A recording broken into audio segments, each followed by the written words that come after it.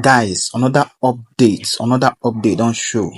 I want to watch this video when I hear what this man they talk with a mouth. Like this man is really making sense. Like this man is actually making sense because everything that is coming out from this man's mouth, everything, my guys.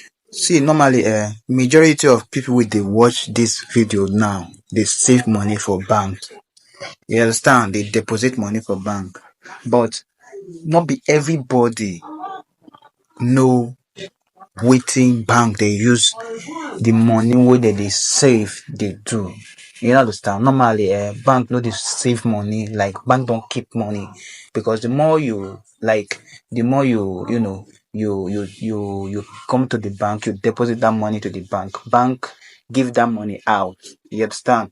But not be everybody know why bank they do like that. At least this video will educate you more and more. So I will leave you guys to watch the video and also share this video. Subscribe to my YouTube channel. I still remain your favorite boy, Mavy International. See you on my next video.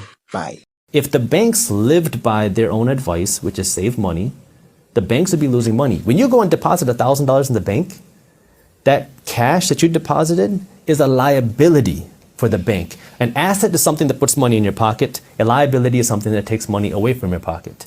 So when the bank has your cash, it's a liability for them. They want to get rid of it as fast as possible. And the way they do that is by lending it out because it's an investment for the bank. They don't want to hold on to cash, but they want you to save your money. You want you to give them cash. Right. And just leave it there. Leave it there.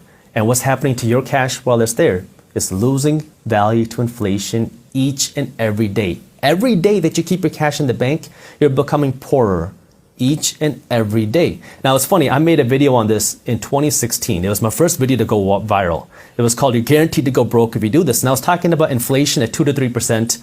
If you keep your cash in the bank, you're going broke every single day. Now here we are. 8.5%. 8.5%. Yeah. And now people are starting to realize, wow, this inflation is a real problem.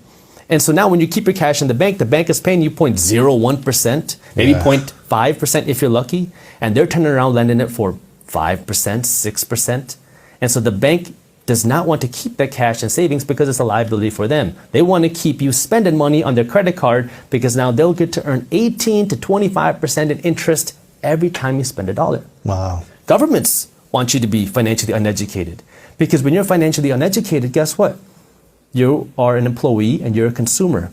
Who pays the highest taxes? Employees and consumers. Everybody knows that rich people don't pay taxes. It makes people angry, but a lot of times we don't understand why. Right. And we get angry at the wrong things and the wrong reasons. Yeah. But the more you make as a business owner, until you're like uber rich, I feel like you're spending a lot on taxes. You are. And you know what? And there's a lot of things that you can do legally to pay less money in taxes. And there's different ways that you can invest your money to pay less money in taxes. So I'll give you a couple examples. Yeah. Well, let me start with this. Tax avoidance and tax evading are two similar words with two very different outcomes. This is one of the first things that you learn in law school. Tax evading is illegal. Yes. You go to jail. Yes. Tax avoiding is legal, and then you get hated for doing that. But this is the way it works. But you're playing within the rules of the system. And if you learn the IRS code, it's a rule book. Mm-hmm. And the people who understand the rule book are the people who have the money to hire the good accountants and the good attorneys. But you're not an accountant, but have you studied the I have studied a lot of tax law. Really? Yeah.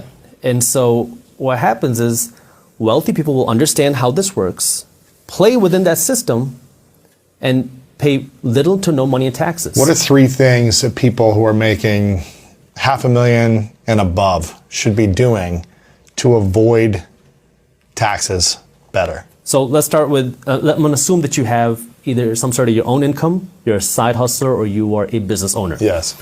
So if you make $500,000, let's assume that's profit. You are taxed on income. So if you take out a salary, that's going to be taxed. Now the question is, what is a tax deduction?